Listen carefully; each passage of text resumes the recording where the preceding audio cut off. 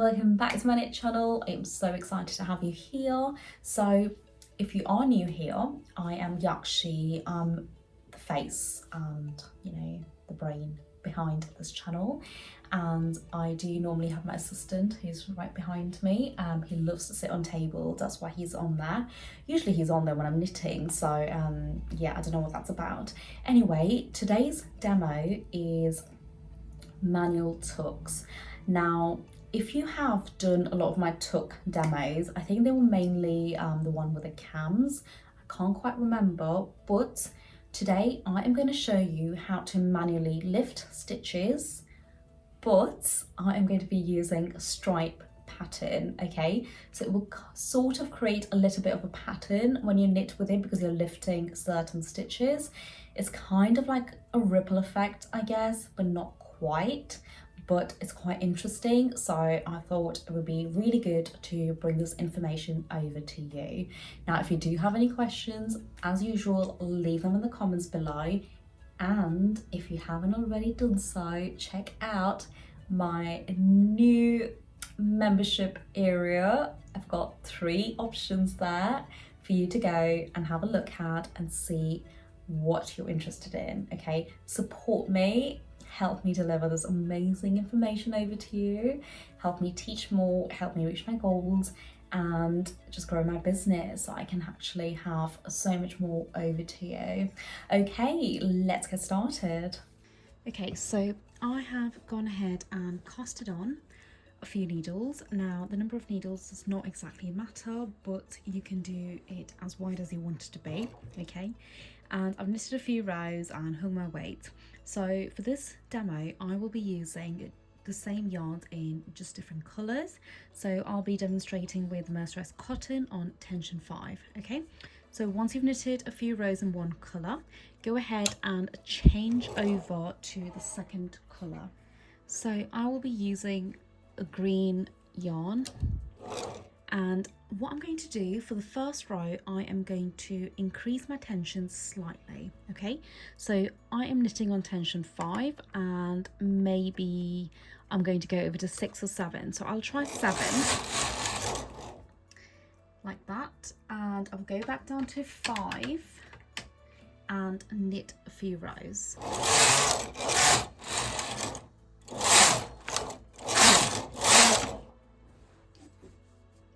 So I've knitted a total of 6 rows, the first one being slightly looser than the 5 after it, okay? Okay, so go ahead and grab one of your transfer tools, so you can go with whichever one you're comfortable using. I'm going to start off with the single end, okay, just so I can show you the technique. And what we're going to do is we are going to lift the stitches up on one side of the knit, okay? So we're going to do it on this side of the knit, and we'll do it one at a time, okay? Okay, so you can either start off with the edge or slightly in the center. So I'm going to start with that stitch here. It's quite random. So all I'm going to do is with my single-ended transfer tool, I'm going to lift that stitch here, okay? So the best way I can describe the stitch to be is a shape of a teardrop. So it kind of goes like the letter U, okay? I'm going to go ahead and lift that green float up. That's the first row of the green yarn, and I'm going to simply place it over onto one of my working needles, like that, okay? Now, the one thing I do want to point out is if you've put the stitch on there and if you've sort of moved the needle slightly forward, okay? My latch is here and my stitches are here, okay? Do not push the needle back because it will drop the stitches, okay? So in that case, just push it forward and leave it there. So you can now go ahead and do that for all of the stitches, okay? So we are going to do it right to the end. I should have picked a slightly smaller number for the demo, but that's okay. So I'm going to use a 3-prong tool, put the 3-prong tool through 3 of the stitches and lift them up all at once. Now, you don't have to do it right to the end, okay? The pattern will of course be different depending on how you do it, but again, I'm here to show you the technique, and it is up to you what you do with it. Okay, so I've done that and I've pushed all of my needles forward, and your fabric will of course be your fabric will obviously not be straight now because we've lifted some of the stitches up. Okay, and now what I'm going to do is I'm going to swap back over to my pink yarn. So the first yarn I'm using. Now at this point, if you wanted to, you could change the colour to a third colour. Okay, so I'm going to go ahead and knit one. I think I've missed a stitch out there, but that's okay. So you can see a pattern starting to form. Okay, you can do as many rows as you want, so we will do maybe 6 again.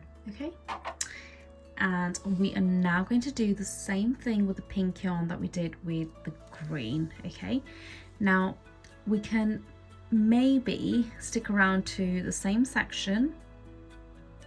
You're going to go back down to the pink float and lift each of those floats up and place it on the needle. So just do it exactly in the same manner. The technique is of course the same. Now what I did forget to do is knit the first row as a slack row. Okay, a slack row is basically a slightly looser row like we did with the green yarn, but it's not the end of the world. I've done a few. Now if you wanted to, again, to change the pattern up a little bit, you don't have to go all the way to the end, but I am going to do the same thing.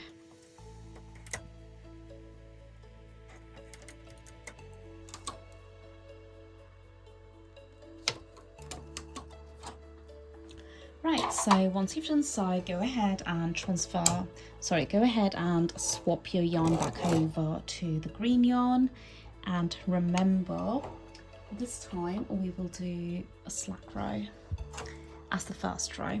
Now the slack row, the reason I like to do a slack row is so the first row, which is a slightly looser row, is the row that we pick up. Okay, we lift the stitches up and we put it on there.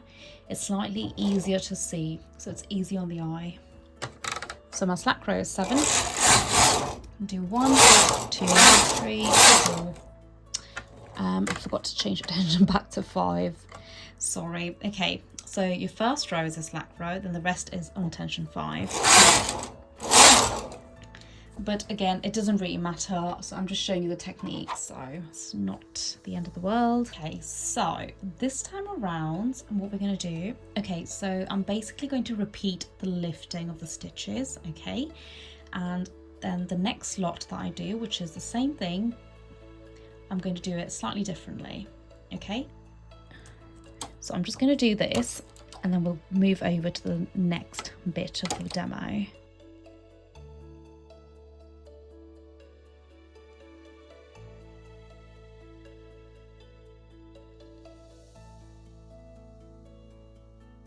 Okay, so I've gone ahead and did the same process. Okay, so I've got 3 sets of stripes. Now the 4th one, which is the pink one here, I am going to do the lifting on this side. Okay, so what I'm going to do is start back up here, which is sort of like a needle. I suppose it's just the next needle here. Okay, next stitch, and I'm going to lift the stitches up and place it on the needles. Now this will give you a lovely pattern on the front, but again, you can really change it. You can lift any amount of stitches, you can, you know, play around with the placement loads, and you'll get a completely different outcome to what I am to what I'm showing you. There's no right or wrong with this, so you've really got to play around to see what you can come up with. Okay, so I've done so. I'm going to swap over to my green and knit.